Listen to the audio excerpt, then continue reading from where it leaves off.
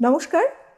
Health লাইনে সবাইকে স্বাগত। হেলথ লাইন মানে আমরা কিভাবে সুস্থ থাকবো তার সন্ধান দেওয়ার একটা মাধ্যম হচ্ছে হেলথ লাইন।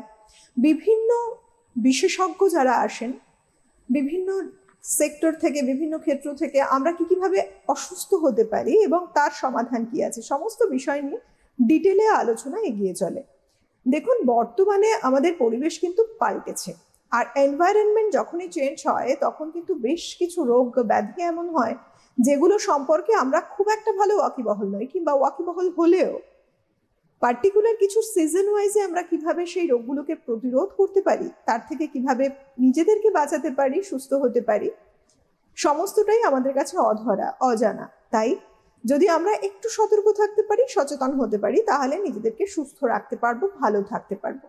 আজকে যে বিষয় নিয়ে আলোচনা করব ভীষণ প্রাসঙ্গিক একটি বিষয় এই সময় দাঁড়িয়ে, কারণ আমরা রয়েছি বর্ষাকালে।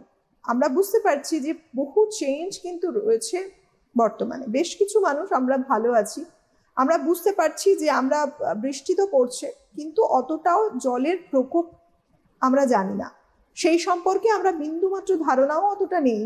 তার কারণ আমরা যে জায়গাটায় আছি অনেকটা উঁচু জায়গা, আমরা আমাদের মতো কাজ করতে পারছি, বেরোতে পারছি, খাওয়া দাওয়া সমস্ত কিছুতে আমাদের খুব একটা হয়তো বা সমস্যা হচ্ছে না। কিন্তু কিছু মানুষ রয়েছেন এমন এমন এলাকায় বসবাস করছেন, এই বর্ষাকালটা এলে সেখানে সমস্যাটা অনেক বেড়ে যায়, রোগ ব্যাধির পরিমাণও অনেক বেড়ে যায়। বর্ষা, এই যে বর্ষার সময়, সেই বর্ষাকালীন রোগ ব্যাধি কি কি হতে পারে এবং কিভাবে আমরা সেগুলোকে প্রতিরোধ করতে পারি, সেই বিষয় নিয়ে আমাদের আলোচ্য বিষয় আজকে এগিয়ে চলবে। আমাদের এই বিষয়ে যিনি বিশদে জানাবেন, তিনি আমাদের সঙ্গে রয়েছেন এই মুহূর্তে স্টুডিও থেকে সরাসরি ডক্টর তপন বিশ্বাস, MD/DM assistant professor from ID and BG hospital, Beleghata. প্রথমেই অনেক স্বাগত ডক্টর আপনাকে। নমস্কার। বর্ষাকাল, ডক্টর, বর্ষাকাল এলো মানেই কিছু মানুষ আগে থেকে চিন্তিত হন, কারণ তারা জানেন প্রত্যেক বছর যখনই বর্ষাটা আসে কিছু রোগ কিন্তু এক্সট্রা অ্যাড হয়ে যায় তাদের লাইফে, এবং তারা সেই বিষয়টাকে নিয়ে আগে থেকে ভীত সন্ত্রস্ত থাকেন। বর্ষাকাল জনিত যেহেতু রোগ ব্যাধি নিয়ে আমরা বলছি, কি কি রোগ হতে পারে এই সময়, কারণগুলোই বাকি? যদিও এখন ক্যালেন্ডার অনুযায়ী শরৎকাল, কিন্তু আমরা আছি এখনো বর্ষাকালের মধ্যে, কারণ চারিদিকে বৃষ্টি, মেঘলা ওয়েদার, কোথাও কোথাও জল জমে আছে। তো এই সিজনে কিছু কিছু রোগের প্রাদুর্ভাব একটু বেশি দেখা দেয়। তার মধ্যে আছে প্রধানত যে জলবাহিত রোগ, যেমন কলেরা, ডায়রিয়া, ডিজেন্ট্রি, তারপরে টাইফয়েড ফিভার। এই সব রোগগুলোই জলের মাধ্যমে বা খাবারের মাধ্যমে বাহিত হয়। তো কেন এই সময়ের প্রকোপ বৃদ্ধি পায়? কারণ হচ্ছে এই সময় বিভিন্ন জায়গায় যে জলের পাইপ, আমরা যারা শহর অঞ্চলে থাকি সেই শহর অঞ্চলে জলের পাইপ দিয়ে বাড়িতে জল আসে, তো সেই জলটা আমরা পান করি। বর্ষাকালে কি হয়, কোথাও যদি পাইপ ফেটে যায়, উপরে জলটা সেই পাইপের সাথে কন্টামিনেটেড হয়, আর একবার কন্টামিনেটেড হলে সেই জলটা বিভিন্ন বাড়িতে পৌঁছে যায়, সেই জল পান করে জলবাহিত রোগ দ্বারা আক্রান্ত হই। দ্বিতীয়ত রোগ হচ্ছে যে ভেক্টর বর্ন ডিজিজ। এই বর্ষাকালে দেখা যায় মশা, মাছি বা কিছু লাল পোকা, এই ধরনের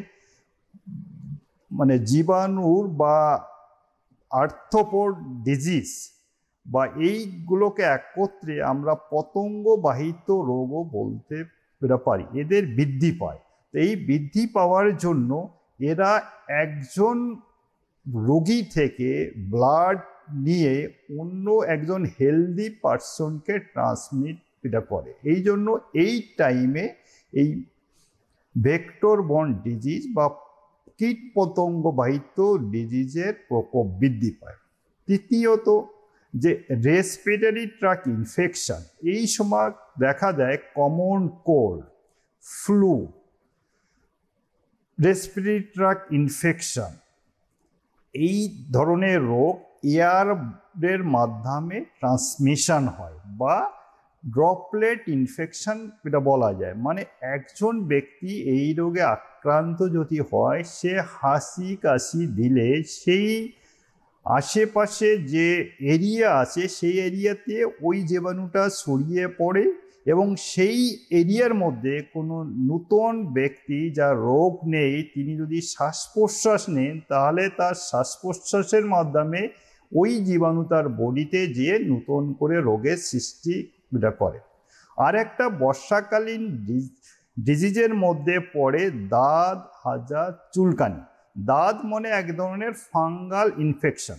এই সময় এই যে হাই টেম্পারেচার, হাই হিউমিডিটি থাকার জন্য ফাঙ্গাল গ্রোথটা একটু বেশি হয় এবং কোনো গাছপালা, মাটি বা কোনো সারফেসে এই এনভায়রনমেন্টটা মানে বর্ষাকাল থাকার জন্য ফাঙ্গাসের গ্রোথ হয় এবং আমরা যদি সেই জায়গায় কোথাও টাচ করি, আমাদের স্কিনে এই ডিজিজটা কন্টাক্টে আসে এবং সেখানে দিয়ে রিংয়ের মতো একটা লাল ছোট ছোট ফুসকুনি দেখা যায়, তাদের আমরা রিং ওয়ার্ম বা তাদেরকে দাঁত বলি। বা ডার্মাটাইটিস আমরা যখন কোথাও বৃষ্টির জল মানে জলমগ্ন হয়ে আছে, আমাদের যখন সেইখান থেকে হাঁটতে হয় পা ভিজে যায়, তো ওই জলে অনেকগুলো কেমিক্যাল আছে, সেই কেমিক্যাল স্কিনের সাথে টাচ করলে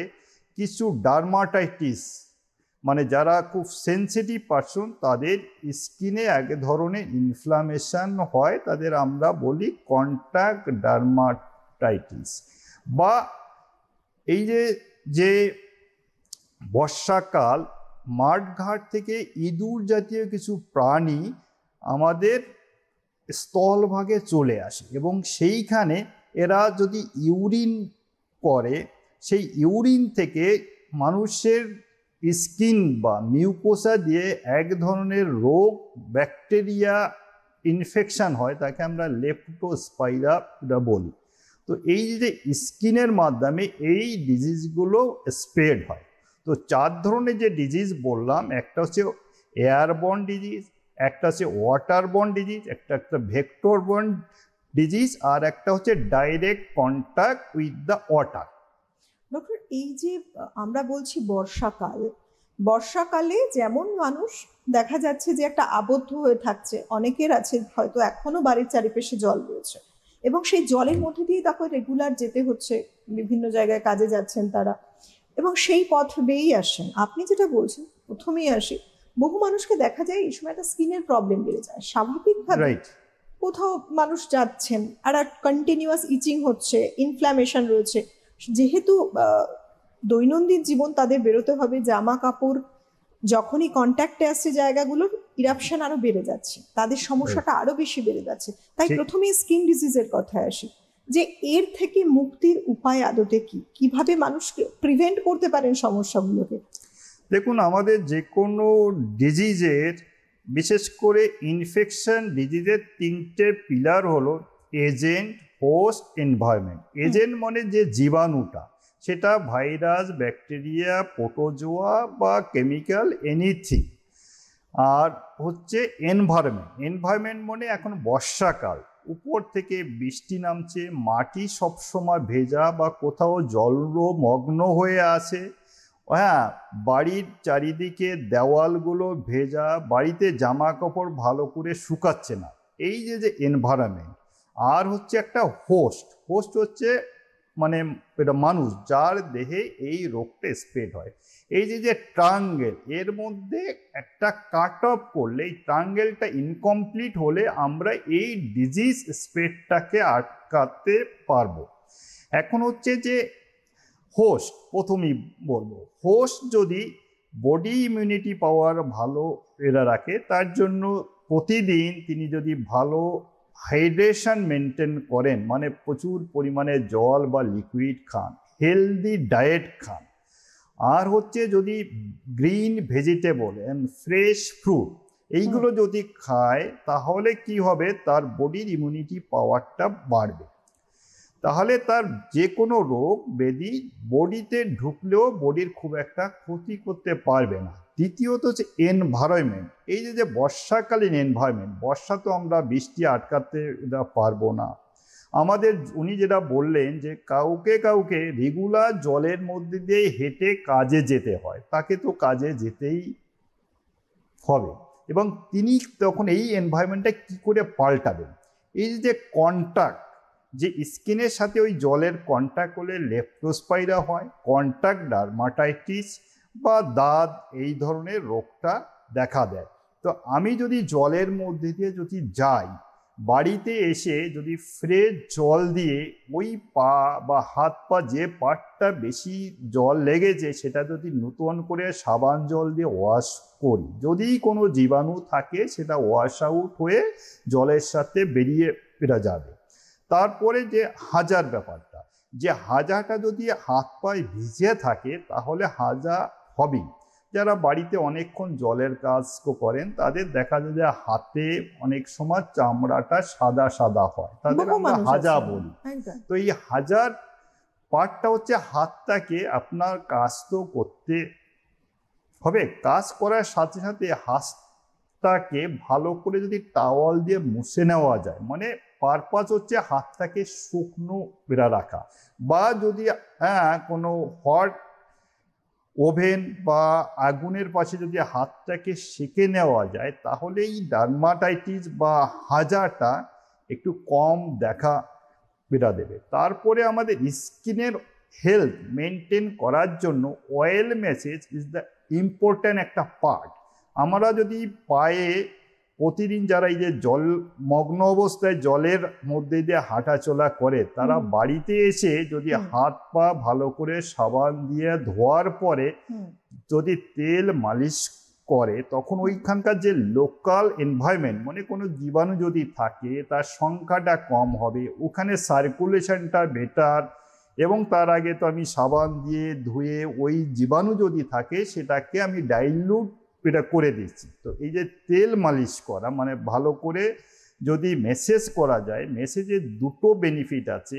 একটা হচ্ছে লোকাল এনভায়রনমেন্ট, ওখানে কিছু ব্যাকটেরিয়া যারা বসবাস করছে তাদের এনভায়রনমেন্টটাকে নষ্ট করে দেওয়া, কারণ বিভিন্ন তেলে, বিশেষ করে সর্ষের তেলে একটা ইরিটেন্ট সাবস্ট্যান্স, তাতে কি হয় ওই ব্যাকটেরিয়া ওই এনভায়রনমেন্ট মানে মেনটেন করতে না পারার জন্য মারা যায়। আর দ্বিতীয়ত সার্কুলেশনটা বেটার হওয়ার জন্য ওখানে প্রচুর পরিমাণে ইমিউনো সেল যায়, এবং তারা যে যদি কোনো জীবাণু স্কিনের ভিতর ঢুকে যায় তাদেরকে মেরে দেওয়ার চেষ্টা করে।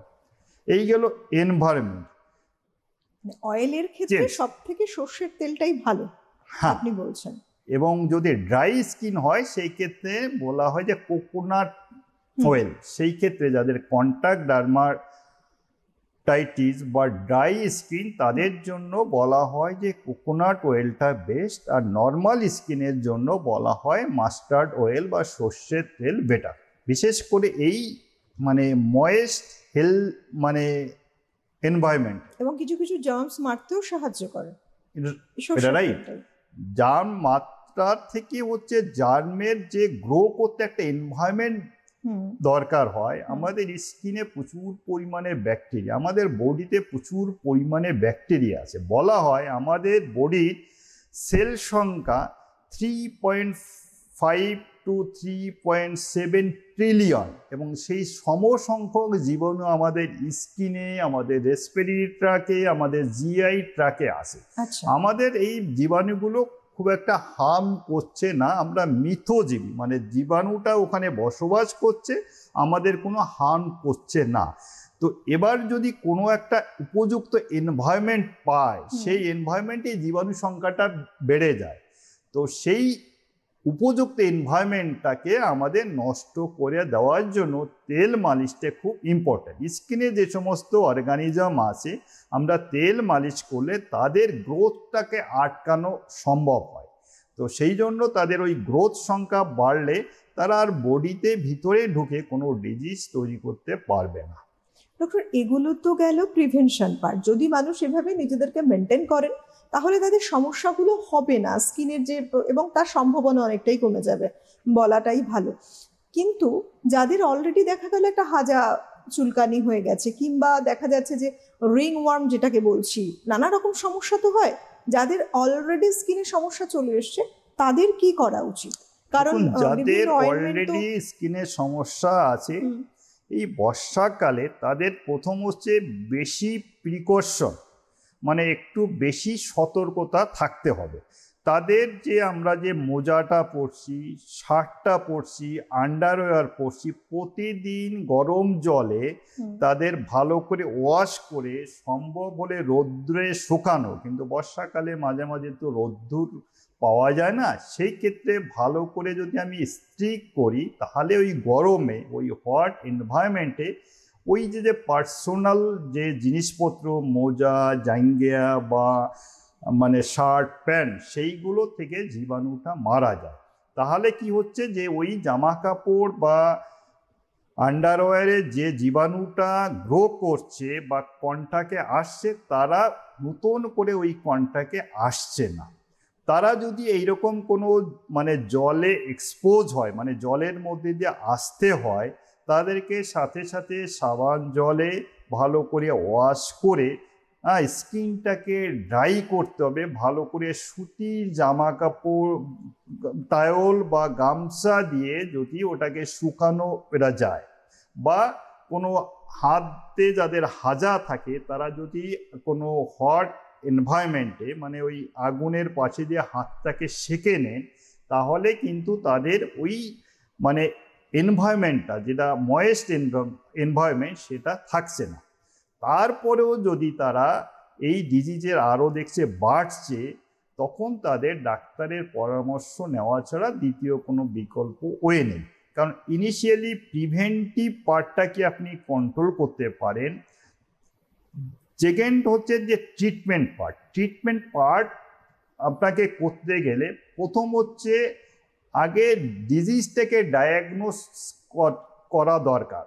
একমাত্র ডাক্তারই সেই ডিজিজটা ডায়াগনোসিস করতে পারে। আপনি ভাবলেন যে আপনার হাজা হয়েছে, কিন্তু ডাক্তার বললেন যে দাঁত, আপনি হাজার ওষুধ দোকান থেকে নিয়ে এলেন, তাতে তো কাজ হবে না। সেই জন্য ডাক্তারের পরামর্শ নিয়ে তাদের ট্রিটমেন্ট করলে এটা সম্পূর্ণভাবে ঠিক হয়ে যায়। একদম তাই। আমি বহু মানুষকে এরকম দেখেছি ডক্টর, যে কোনো অয়েন্টমেন্ট নিয়ে আসলেন দোকান থেকে, লাগালেন, সাময়িকভাবে স্কিনটা মনে হলো যে বেটার আছে, চুলকানো ব্যাপারটা কমে গেছে, তার সমস্যাটা অনেকটা কমেছে, কিন্তু পরবর্তী সময়ে দেখা যায় আবার ফিরে আসছে, এক জায়গায় ঠিক হয়ে আর এক জায়গায় হচ্ছে। তাদের ক্ষেত্রে কি এইটার বলবেন?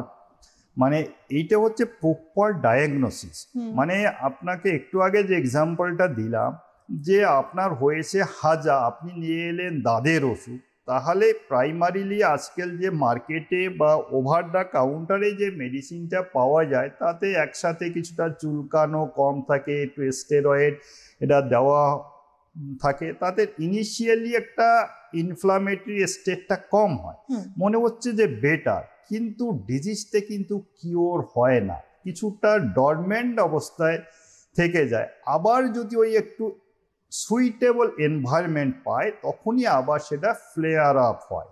সেই জন্য যদি ইনিশিয়ালি এটা কমে যায়, যদি ঠিকঠাকভাবে ওষুধটা লেগে যায় তো ঠিক আছে।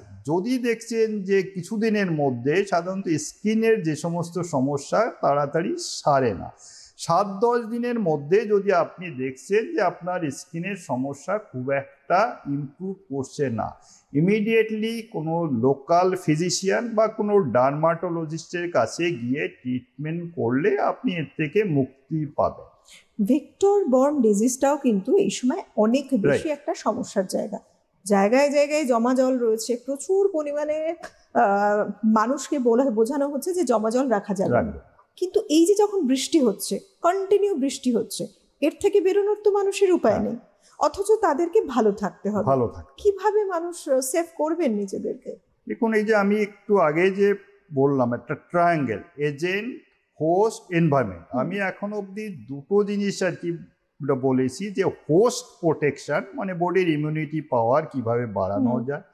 সেকেন্ড যেটা বলছি এনভায়রনমেন্টটা, যে দুটো এনভায়রনমেন্ট, একটা ইন্টারনাল এনভায়রনমেন্ট আছে, একটা এক্সটার্নাল এনভায়রনমেন্ট আছে।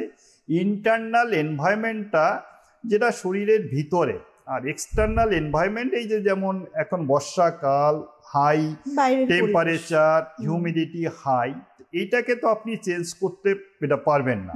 এবার আপনি ইন্টারনাল মানে আপনার বাড়ির এনভায়রনমেন্টটা আপনি চেঞ্জ করতে এটা পারবেন একেবারে। কিভাবে?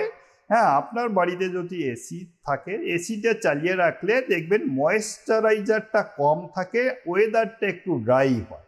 তো সেই ক্ষেত্রে আপনি একটা আপনার ঘরের যে ঘরে থাকছেন তার এনভায়রনমেন্টটা পাল্টালেন, তো আপনার ওই ঘরে ফাঙ্গাসের গ্রোথ, ব্যাকটেরিয়ার গ্রোথ বা ভাইরাসের গ্রোথ, ড্রাই মানে কম ময়েশ্চারের জন্য, ড্রাই মানে এয়ারের জন্য সেটা গ্রোথটা আসবে না। এই একটা হলো আপনার এনভায়রনমেন্টের চেঞ্জ। আর সেকেন্ড হচ্ছে যে লোকাল এনভায়রনমেন্ট, যেটা আমি একটু আগে এক্সপ্লেন করলাম, যে মেসেজ করা, ওয়াশ করা। থার্ড পার্ট হচ্ছে ভেক্টর কন্ট্রোল বা এজেন্ট কন্ট্রোল। এজেন্টটা হচ্ছে এনভায়রনমেন্টে এক ধরনের জীবাণু, যেটা ভাইরাস, ব্যাকটেরিয়া, ফাঙ্গাস, প্রোটোজোয়া যে কোনো জিনিস হতে পারে। সেটা কি করছে? ভেক্টর। এই সময় যে ভেক্টর কন্ট্রোল একটা ইম্পর্ট্যান্ট মানে part of A vector borne disease. Vector বলতে পতঙ্গ বাহিত রোগ, মশা, মাছির, পোকা, এইগুলো। বর্ষাকালে গরম ওয়েদার, হিউমিডিটি হাই, এই মানে জীবাণু বা এই ধরনের পতঙ্গর বৃদ্ধি পাবে। এবার বাড়ির আশেপাশে যদি আপনার পরিষ্কার পরিচ্ছন্ন থাকে, তাহলে এই যে পোকামাকড়গুলো এখানে বাড়বে না বা এখানে এসে বাসা বাঁধবে না। তো আপনার বাড়ির আশেপাশে এই পোকামাকড়, মশা, মাছি যদি না থাকে, তো আপনাকে মশা, মাছি বা পোকামাকড় থেকে যে রোগ হয়, ডেঙ্গু, ম্যালেরিয়া, চিকুনগুনিয়া, স্কাব, টাইফাস, এইগুলো হওয়ার সম্ভাবনাটা কম। আর হচ্ছে যে জমানো জল, বিশেষ করে যে বৃষ্টি হলো আপনার বাড়ির আশেপাশে যে সমস্ত জায়গায় ডাবের খোসা, হাঁড়ি, সেখানে যদি জল জমে, সেখানে মশা ডিম পাড়বে, সেখান থেকে মশার বৃদ্ধি এটা পাবে। তো সেই বৃদ্ধিটা যাতে না হয়, জল জমানো যাবে না, বা আশেপাশে জল জমার পরিবেশ থাকলে সেটাকে নষ্ট করে দিতে হবে। তাহলে এই যে কীট পতঙ্গ বা ভেক্টরগুলো গ্রোথটা আটকানো সম্ভব। আর একটা হচ্ছে যে আপনার পার্সোনাল প্রোটেকশন, মানে মশার থেকে বা মাছির থেকে বাঁচতে হলে আপনাকে মশারি ব্যবহার করতে হবে। আপনার মসকুইটো ধূপ পাওয়া যায়, সেই গন্ধে সেইখানে মশা মাছি আসবে না। বা আপনার পার্সোনাল প্রোটেকশন, আপনি যদি ফুল স্লিভ শার্ট প্যান্ট পরেন, তাহলে আপনাকে মশার কামড় খুব একটা খেতে হবে না। দ্বিতীয়ত, কিছু মানে ওই অয়েনমেন্ট বা তেল জাতীয় কিছু, যেটা মশা ওই তেলটা লাগালে সেই ব্যক্তির আশেপাশে মশা আসবে না। তো এই ধরনের থেকে আপনি পার্সোনাল প্রোটেকশন করতে পারেন। আর বললাম যে যাতে এই ভেক্টরের বংশ বিস্তার না হয়। আর একটা ডক্টর, আমার খুব মনে হচ্ছে বহু মানুষ কিন্তু এই যে জানলাগুলোতে বিশেষ করে খুব সুন্দরভাবে নেট, যে ফাইন নেটগুলো লাগায়, যাতে বাইরের আলোটা হাওয়াটা আসতেও অসুবিধে হয় না, আবার মনে হয় যে এই যে ভেক্টর যেগুলো রয়েছে মশা মাছি, এগুলো থেকেও নিজেদেরকে প্রোটেক্টেড রাখতে পারেন, বাড়ির ভেতরটাকে প্রোটেক্টেড বোধহয় রাখতে পারেন। হ্যাঁ, এটাও এক ধরনের পার্সোনাল প্রোটেকশন। মানে মশাগুলো বা মাছিগুলো বাড়িতে খুব একটা যাতে না ঢোকে, তার জন্য যারা বিশেষ করে গ্রাউন্ড ফ্লোরে আসছেন তাদের ক্ষেত্রে এটা একটা এফেক্টিভ মেজারমেন্ট। ডক্টর, এই যে এয়ারবর্ন ডিজিজ থেকে বাঁচতে মানুষ কি কি স্টেপ নেবেন? বিশেষ করে সর্দি, কাশি, জ্বর এই সময়টা হচ্ছে, আর এই যে সর্দি কাশি থেকে যে খুব সহজে দেখা যাচ্ছে যে একটা সাধারণত ড্রপলেট ইনফেকশন চান্সটা অনেক বেশি বেড়ে যাচ্ছে, মানুষ নিজেদেরকে তো প্রোটেক্ট করবেন, একজন এফেক্টেড ব্যক্তি আর একজনের কাছাকাছি আসছেন মানে সম্ভাবনা বাড়ছে। আর এই সময় প্রচুর মানুষের হাঁচি, কাশি, এটাকে তারা প্রতিরোধ করতে কি করে পারবেন উইদাউট ট্রিটমেন্ট? তো মানুষ সেলফ প্রোটেকশন কি নেবে? সুবাদে যার সামান্য সর্দি, কাশি, জ্বর, তাকে ওয়ার্কিং প্লেসে যেতে হচ্ছে, কারণ তাকে ছুটি দিচ্ছে না বা তার জীবিকার জন্য তাকে যেতে হচ্ছে। তিনি যখন ক্রাউডেড এরিয়া দিয়ে যাচ্ছেন ট্রেনে, বাসে, ট্রামে, সেখানে কি করছেন, ওনার এই রেসপিরেটরি সিস্টেম ইরিটেশন থাকার জন্য মাঝে মাঝেই তার একটা হাসি আসবে, মাঝে মাঝেই কাশবেন, বা তিনি কোথাও না কোথাও কথা বলবেন। এই কথা বলা, হাসি বা কাশির মাধ্যমে তিনি হাজার হাজার জার্মকে আশেপাশে এনভায়রনমেন্টে পাঠিয়ে দেবেন। তো এখানে এয়ারবর্ন ডিজিজ আর ড্রপলেট ইনফেকশনের মধ্যে ডিফারেন্স হচ্ছে, এয়ারবর্ন যেগুলো সেই জীবাণুগুলো খুব হালকা হয়, ছোট হয়, বাতাসে ভেসে অনেকটা দূর যেতে পারে। আর ড্রপলেট ইনফেকশন একটু ভারী হয়, 0.5 মাইক্রনের উপরে যাদের ডায়ামিটার তারা একটু ভারী এবং বড় হয়, তারা 3 ফুটের মধ্যে যেতে পারে না। এবং যারা এই হাসি কাশি নিয়ে কাজের প্লেসে লোকের মধ্যে দিয়ে যাচ্ছেন, তাদের জন্য তারা যদি মাস্ক ইউজ করেন তাহলে এই ভাইরাস বা ব্যাকটেরিয়া বেশি দূর যেতে পারবে না। আর যারা সাসসেপ্টিবল পারসন, যাদের প্রায়ই সর্দি কাশি জ্বর হয়, বা যাদের হাঁফানি রোগ আছে, বা সিওপিডি আছে, বা যাদের ইমিউনিটি পাওয়ার কম, তাদেরও কাজের সূত্রে বাইরে যেতে হচ্ছে। তো তিনি তো জানেন না যে আমার পাশের ব্যক্তি যে একটা ইনফ্লুয়েঞ্জা ইনফেকশন নিয়ে তিনি কাজে যাচ্ছেন, তার পাশে হাসি অবশ্যই যদি দেয় তাহলে তারও একটা হওয়ার সম্ভাবনা। যারা নর্মাল হেলদি পারসন, তাদের ক্ষেত্রে এই সামান্য ব্যাকটেরিয়া লোড বা ভাইরাসের যে লোড সেটা বডি প্রোটেকশন দিয়ে আটকে দেয়, কিন্তু যারা ইমিউনো কম্প্রোমাইজ পেশেন্ট বা যাদের আগের থেকে লাংয়ের সমস্যা, তাদের ওই ভাইরাসটা অল্প গেলেও খুব তাড়াতাড়ি স্প্রেড করে। তাদের ডক্টর সচেতন থেকে সেলফ প্রোটেকশনটা তাদেরও মাস্ক ইউজ করে, মানে যখন বাইরে বেরোবেন তারাও মাস্ক পরে যদি বাইরে বেরোন, তাহলে এই নাক মুখের মধ্যে একটা ফিল্টার থাকলো, এটা এয়ারবর্ন ডিজিজ, আপনার এয়ারের মাধ্যমে এটা বডিতে প্রবেশ করবে। তো আপনি যদি এটা ফিল্টার দেন তাহলে দেখবেন যে ভাইরাস লোডটা একটু কম থাকবে, তাতে আপনার বডিতে কম পরিমাণ ভাইরাস যাবে এবং সেই ভাইরাস আপনার বডি প্রোটেকশন দিতে পারবে।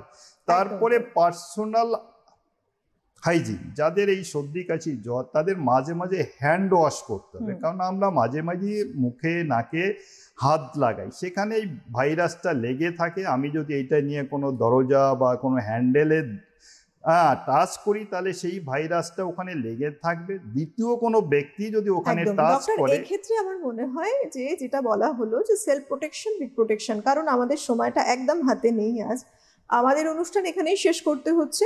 তাই প্রত্যেকে ভালো থাকুন, সতর্ক থাকুন। দেখুন, সচেতনতা নিজেদের কাছে। জলটা খেলেও না ফুটিয়ে খাবেন যদি একান্ত উপায় না থাকে, আমরা বিভিন্ন সময় বলেই থাকি। প্রত্যেকে ভালো থাকুন, সুস্থ থাকুন। অনেক ধন্যবাদ ডক্টর আপনাকে, ধন্যবাদ আপনাদের। নমস্কার। নমস্কার।